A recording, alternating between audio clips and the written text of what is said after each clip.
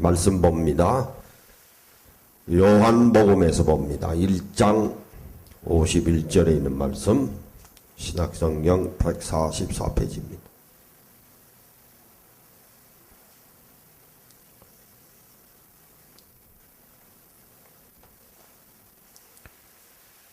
우리가 이제 성경을 볼 때 우리가 이제 간과하지 말아야 될 것은, 결국은 이제 복음서는 예수님의 행적을 우리가 살펴보는 겁니다. 마태, 마가, 누가, 요한복음, 이런 경우에는 예수님이 이렇게 하셨구나. 그래서 오늘 우리들하고 한번 견주어 보는 거예요. 이런 경우에는 사도 바울이 이랬구나. 구약으로 돌아가면 선지자들은 이랬구나. 그래서 믿음이 이런 것이로구나. 이런 것을 우리가 이제 정리를 해보면, 신앙은 물론 신비적인 면도 있지만은 너무 신기롭게 이제 해석을 하면은 곡해를 해요. 왜냐하면 성경 말씀은 우리에게 이제 주신 거거든요. 문자로 주신 거예요. 그래서 너무 건뜻하면 성경 하면 자칫 잘못하면 이단에 빠집니다. 그리고 우리가 영어 라틴어로 비브리오 라틀이라고 해요. 성서 숭배자가 되어버려요.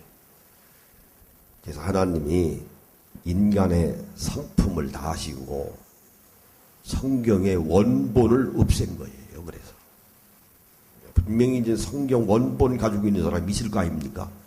하나님께서 안 없애시면, 그러면 그거 이제 획득하고 있는 사람이 분명히 이제 돈 장사할 거예요.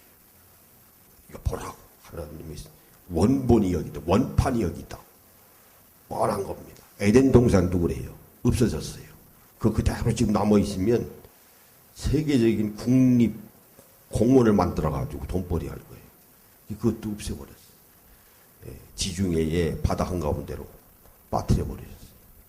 다 없앴어요. 그러니까 이게 무슨 말씀인고 하니, 그런 의미에서 이제 성경 하면 또 하나는 바이오트라고 해요. 비고트라고는 말이 있어요. 강태다면 성경 해가지고 성경에 이제 편견, 고집장이. 그래서 우리 성경을 읽고 해석을 할 때는 언제든지 마음의 자세가 유연해야 됩니다. 문자로 되어 있는 거니까 그대로 보고, 예수님이 이렇게 행동하셨고 하나님이 이렇게 역사하셨구나. 그래서 우리가 잘 헤아려야 됩니다. 그럴 때 은혜가 돼요. 오늘날도 보면은 성경을 아주 묘하게 해석해가지고 아주 신비롭게 혼자 하나님의 말씀을 무슨 계시받은 것 마냥. 그래서 지금도 계시 그래요. 계시받았다고. 큰 착각이에요. 그 단어 사용을 잘해야 됩니다. 계시받았으면은 그 사람은 요한계시록 후서 써야 돼. 후서 써야 돼. 그래서 이 말을 잘해야 됩니다. 설교하는 사람이나 신학자들은. 그러니까 성경 말씀을 우리가 이해를 할 때는, 읽고 은혜 받고자 할 때는 제일 중요한 것은 문자 그대로 보라. 우선 글자 그대로 우선 보는 거예요. 문자주의. 또 하나는 역사적인 배경을 알아야 돼요. 그 말씀하신 배경이 있을 거 아닙니까? 그걸 이제 놓쳐버리면 엉뚱한 해석이 나와요. 예를 들면 고린도 교인들에게 여자는 머리에 수건 쓰라고 그랬거든요. 그거 그러냐면 고린도 지역이 항구 지역이에요. 그래서 각 나라 사람들이 많이 들랑달랑하다 보니까 말씀드리기가 좀 뭐합니다만 창녀들이 많았어요. 몸 파는 여자들. 그러니까 그걸 구분하기 위해서 머리에 수건 쓰라고 한 거예요. 이 여자는 예수 믿는 사람이야. 구분시켜주기 위해서. 아무 여자나 타치하고 아무 여자한테 막 접근하는 시대니까 그때. 그래서 이제 사도 바울이 머리에 수건 쓰라 그랬니. 그런데 오늘날 천주교에서 여자가 예배 드릴 때 미사할 때 머리에 수건 쓰거든요. 누가 무슨 천주교 여자들 보고 창녀라고 그랬습니까? 그러니까 엉터리로 해서 엉터리로 해서 누가 가톨릭 다니는 사람들 보고 창녀라고 했냐고요. 그러니까 엉터리로. 그게 뭔고 하니 성경 말씀을 곡해해가지고 뭐라고 그러나 신비적인 의식화, 아주 묘하게 그런 말씀 가지고 쉽게 개면은 장난질하는 거예요. 그렇게 하지 마라 이게. 이용하는 거예요. 하나님의 말씀을 빙자하는 겁니다. 자, 1장 51절에 보시면 이제 나다네일에게 하늘이 열리고 하나님의 사자들이 인자 위에 오르락내리락 하는 것을 보리라. 그랬거든요.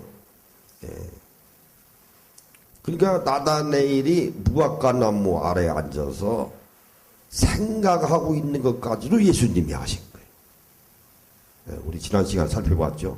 너 무화과 나무에 앉았는 걸 내가 보았노라. 그러니까 나다네일이 화들짝 놀란 거 아닙니까? 예수님을 만난 적도 없는데 내가 무화과 나무 아래에 앉았는 걸 예수님이 보셨잖아요. 그거를 얘기하니까 나다네일이 이제 깜짝 놀란 거 아닙니까? 이스라엘의 임금이로소이다 고백을 합니다.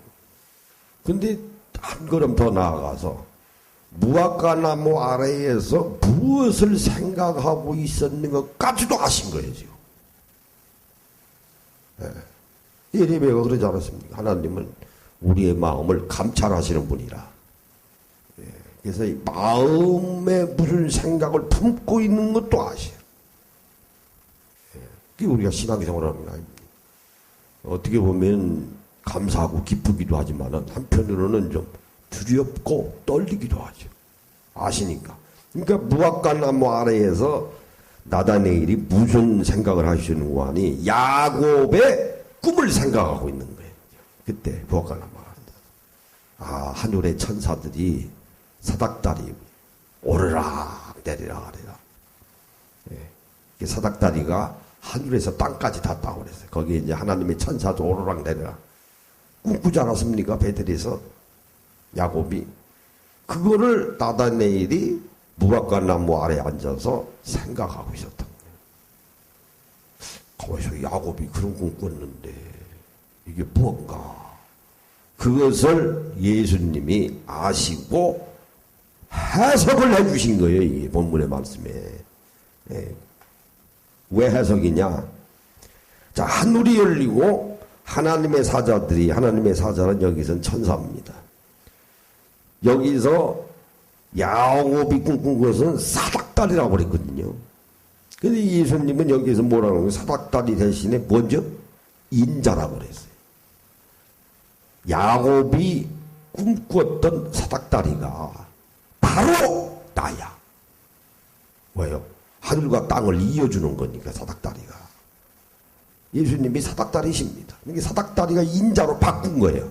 그 사닥다리가 바로 나야. 그 말씀이에요. 얼마나 놀랍습니까? 그러니까 예수님을 우리가 화해자라고 하는 거 아닙니까? 죄 져서 하나님의 진노를 받아서 심판받을 수밖에 없는데 예수 그리스도 중보자를 믿으심으로 말미암아 사닥다리가 중보 역할하는 거 아닙니까? 이어주는 거 아니? 높은 데를 낮은 데로, 낮은 데를 높은 데로 이어주는 거예요. 그러니까 그것이 바로 난이라. 그래서 예수님을 화해자라고 그러잖아요. 진노로부터 피하게 하시는 분.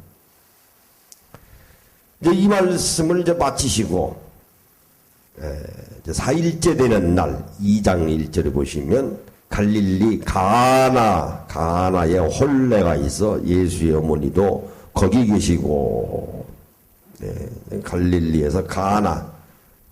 한번 지도 보세요. 가나가 어디에 있는가.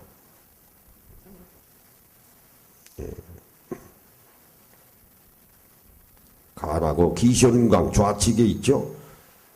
이게 이제 갈릴리에서 이제 얼마 안 돼요. 가나.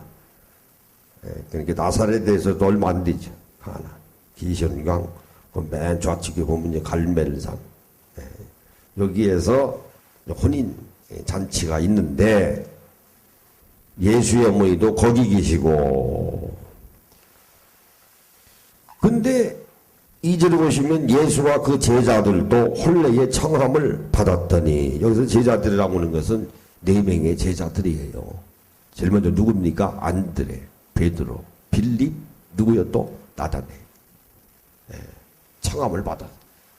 예수의 어머니는 본래 거기 계셨고, 뭐 정확한 건 아닙니다만 많은 분들이, 학자들이 얘기하기를 예수님에게는 아마 5, 6남매가 있었지 않았나 생각이 돼요. 그렇게 추정을 합니다. 남자가 5, 여자가 1마. 그래서 6남매, 6, 7남매가 있었지 않았는가. 그러니까 이제 친척들이 좀 많이 있었겠죠. 이제 결혼하고 짜다 보면. 그러니까 예수님의 어머니가 가나의 혼인잔치에 계신 거로 봐서는 아마 친척 누군가, 아주 가까운 사람이 아마 결혼식이 있었지 않았는가. 근데 이때 결혼식을 우리가 알아야 돼. 요즘은 이제 간단히 마치고 해집니다만, 그때는 보통 6일 내지 7일 잔치했어요. 6일 내지 7일 잔치입니다. 그러니까, 포도주가 필요하죠. 이 포도주는 요즘 개념으로서의 알코올 있는 포도주일 수도 있고 아닐 수도 있어요. 정확한 건 없습니다만. 근데 분명한 건 독일이라고 하는 나라가 이제 물이 나쁘니까 맥주를 해서 먹지 않습니까? 아마 그런 개념일 거예요. 아마 물이 워낙 나쁘다 보니까 아마 포도주를 음료수 같이, 그러면서도 알코올 도수가 조금 있었지 않았나. 그러니까 우리가 추정을 합니다. 거기에 제자들도 혼례의 청함을 받았더니, 3번 3절에 포도주가 떨어진지라 예수의 어머니가 예수에게 이르되 저들에게 포도주가 없다 하니. 그 잔치집에 포도주 떨어지면 큰일 납니다. 유대교의 그때 당시 배경을 보면은 만일에 잔치집에 포도주가 떨어지면 큰일 납니다. 근데 기록에 보니까요, 고속감이더라고요. 우리 같으면 이해가 안 가죠. 근데 하여간 손님을 불러놓고 6, 7일 잔치하면서 포도주가 떨어지면 하여간 고속감이라고요. 그게 심각한 거죠. 포도주가 떨어졌다는 얘기는. 그러니까 양이 적어서 부족한 것인지, 그렇지 않으면은 사람이 워낙 많이 모여서 부족한 것인지, 우리가 이제 말씀의 내용을 잘 살펴보면 사람이 많이 모인 것 같아요. 많이 모인 거예요. 제자들도 함께 청함을 받은 거로 봐서는요. 그러니까 예수께서 이르시되, 예수의 이제 어머니가 예수에게 저리가 포도가 없다 아니라, 예수께 와서 예수의 어머니가 지금 이야기하는 겁니다. 예수님이 이르시되 여자여 나와 무슨 상관이 있나이까 내 때가 아직 이르지 아니하였나이다. 여기서 이제 여자여 하는 원물은 구나이입니다. 어머니 보고 여자여 하는 이야기는 비속어가 아니에요. 예수님 어머니에게 어떻게 여자여 하고서 비속어 씁니까? 그때 당시 최고의 귀부인, 귀부인한테 쓰는 말이에요. 원문에 보면 그게 구나이에요. 그러니까 어머니여 할 수 있을 텐데 구나이라고 분명히 한 것은, 어머니가 말씀하시는 것은 내가 좀 들어주기가 곤란합니다. 그러니까 공과 사를 구분하신 거예요, 지금. 어머니, 귀부이 높은 데 계신데 나하고는 차이가 있습니다. 내가 지금 하나님의 일을 하기 위해서 여기까지 왔는데 지금 최초의 이적이거든요. 그러니까 지금 때가 이르지 않았다는 말은 아직 내가 이적을 베풀 만한 때가 오지 않았습니다. 근데 포도주가 떨어졌다 해서 어찌 그것을 지금 나한테 말씀을 하십니까? 이 말이에요. 예수님도 하나님이 일하시면서 공과 사를 딱 구분했어요. 참 어렵죠. 어려운 거 아닙니까? 공과 사 가리기가. 그것만 잘 가려도 인간적인 사람이 공과 사, 이건 공이고 이건 사야. 이건 내 일이고 이건 국가 일이야. 교회 일이야. 내가 이건 해서는 안 돼. 딱 구분시켜. 대단한 거죠. 예수님은 구분시키셨어요. 생각해 보세요. 어머니가 부탁하시면 우리 같으면 들어줘야 하잖아요. 어머니가 부탁하시는 건데 어떻게 반대합니까? 그러나 예수님은 하나님의 일을 하기 위해서 여기 오신 분이에요. 그런데 아직 때가 안 된 거예요. 이적은 세메이언이거든요. 원문에 놀라운 기적의 일. 아직 때가 안 됐다. 그러니까 나와 무슨 상관이 있나이까. 우리가 보면 불효자다. 아닙니다. 아들이 공과 사를 잘 가리면 효자입니다. 그렇지 않겠어요? 고위공직에 있는 사람이 공과 사를 못 가려가지고 누구는 개 키우는 국정원이 따로 있고 무슨 부엌일하는 이게 말이야. 나 이해가 안 가는 거예요. 국가 고위공직 국정원이 어떤 데입니까? 그러니까 개 키우는 국정원 요원이 있더라고요. 국정원장. 참나. 이런 나라에서 우리가 살아요? 공과 사가 없는 게 참 자존심 상하는 이야기죠. 국정원장이라는 사람도 자존심 상하는 거예요. 자기 자존심에 관계되는 거 아닙니까? 국가의 녹을 먹는 국가 공무원이 더군다나 국정원을 어떻게 개 키우라고 왔다가 하느냐고요. 부려먹는 사람이나 밑에 있는 사람은 또 어쩔 수 없지. 상관이 그러니까 참 말이에요. 그러니까 교도소 갔잖아. 그 어머니 아버지가 살아계시면 불효하는 거지.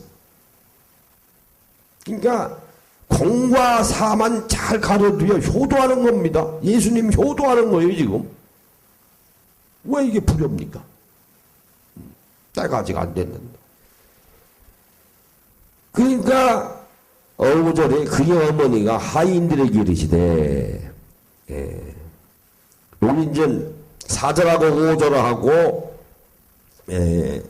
급격하게 지금 상황이 변화가 된 거예요. 예수님은 노후하셨잖아요. 아직 때가 안 됐습니다. 구나이 여자여 나와 무슨 상관이십니까?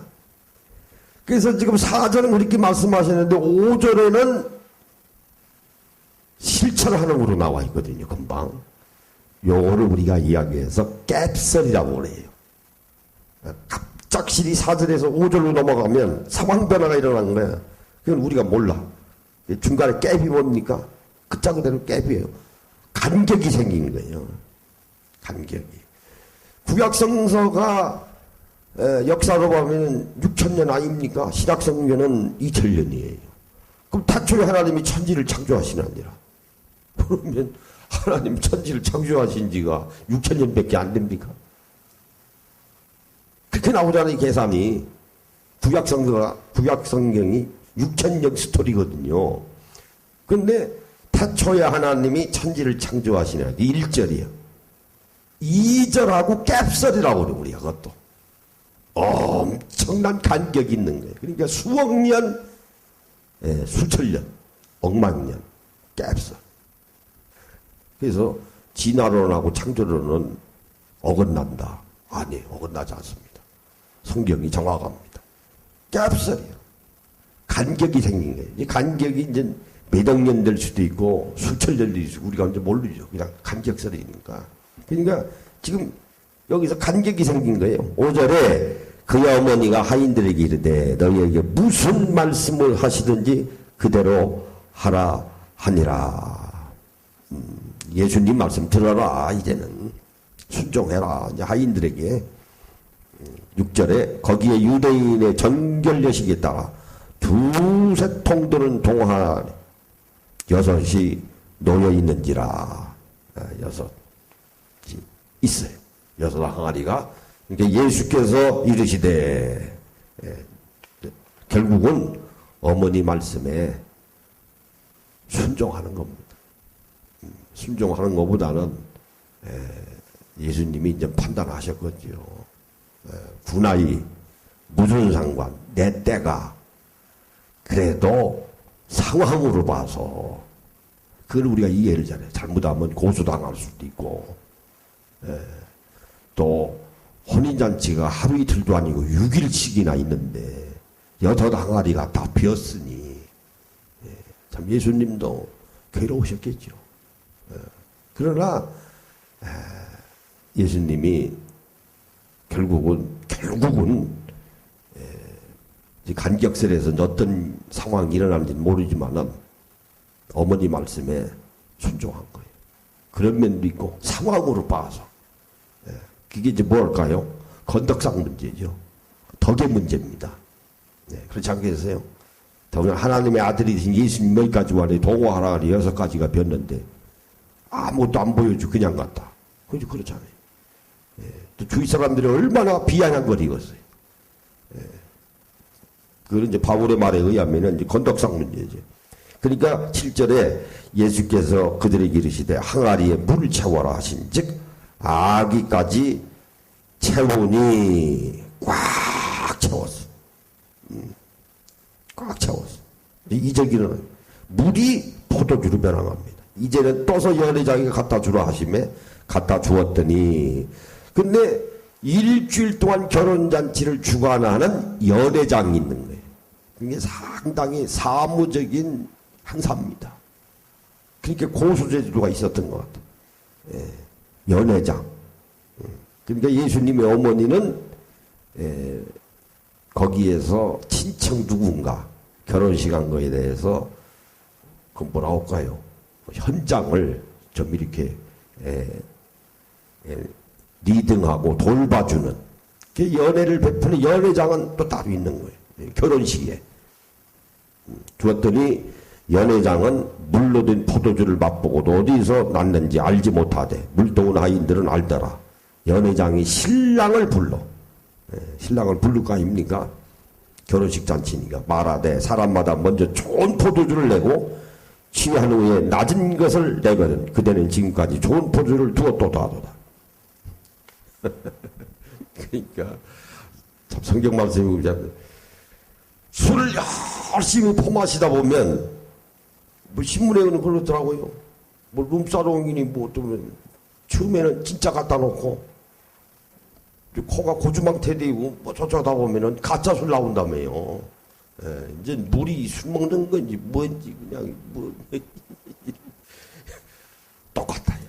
일주일 잔치하다 보면은 처음에는 좋은 거 내려왔다가 일주일 동안 먹고 흥청망청하다 보면 나중에는 술이 낮은 게 나와요.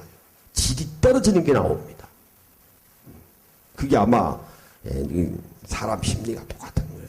일주일 잔치하다 보면 술 준비 다 해야 할 텐데 그 좋은 술만 해서 처음에는 좋은 술로 때리다가 나중에는 이제 취하고 하다 보면은 예라 뭐로 갔다 하고서 이제 뭐 이제 적당히 그게 바로 그 말이 지금 연회장이 하는 말이 그때 풍습을 잘하래. 먼저는 좋은 포도주를 내고 취한 후에는 낮은 것을 내거늘. 근데 어떻게 여섯 항아리에 물이 포도주로 변하는 거는 술맛이 좋거든 이거. 그러니까 연회장이 지금 놀래는 겁니다. 이게 지금 끝나갈 무렵인 거예요. 아니 어떻게 갈수록 술이 좋냐고 말이야 맛이 이게. 연회장도 놀래는 거예요. 이게 지금 그 말이에요. 낮은 것을 내거늘 그대는 지금까지 좋은 포도주를 두었다 하니라. 11절에 예수께서 이 첫 표적을 오셔서 처음으로 베푸신 겁니다. 갈릴리 가나에서 행하여 그의 영광을 나타내심에 제자들이 그를 믿으니라. 누가 믿겠어요? 안드레, 조금 전에 이제 베드로, 빌립, 또 누구요? 나다나엘. 이거 봐라. 물로 포도주를 맺는. 아주 믿음이 다 확 꺾부동한 거예요. 그러니까 이적 베푸신 것은 간단합니다. 하나님의 아들이신 것을 사람들에게 보여주시기 위함이에요. 그러면 예수님이 행하신 이적의 내용이 뭡니까? 기복이죠. 포도주. 이것도 기복 아닙니까? 좋은 포도주. 먹는 거니, 마시는 거니까. 먹고 마시는 거니까.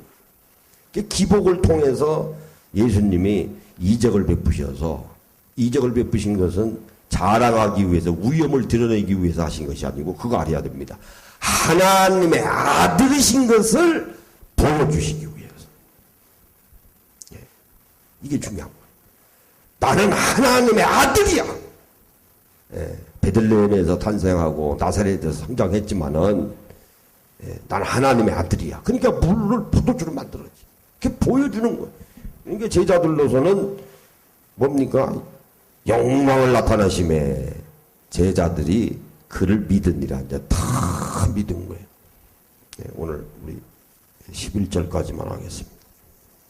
2장 11절 우리 기도하십니다. 아버지 하나님, 예수님은 이 땅에 오셔서 제일 먼저 마시는 것을 통해서 하나님의 아들이심을 나타내셨습니다. 물을 포도주로 만드셨습니다. 오늘 이 본문의 말씀을 통해서 예수님의 공부와 사가 어디 있는지, 오늘 우리 믿음은 또 어떻게 해야 되는지 예수님의 행적을 따라서 그대로 본보기로 삼아 실천하는, 그리스도를 닮아가는 저희들이 되게 하여 주시옵소서. 또 우리 아버지 하나님은 저희들의 믿음을 보시고 모든 것들을 다 이루어주시고 응답하여 주실 줄로 믿습니다. 이제 기도하고 열심히 부르짖겠사오니 아버지 하나님 들어 응답하여 주시옵소서. 예수님의 이름으로 기도하옵나이다. 아멘.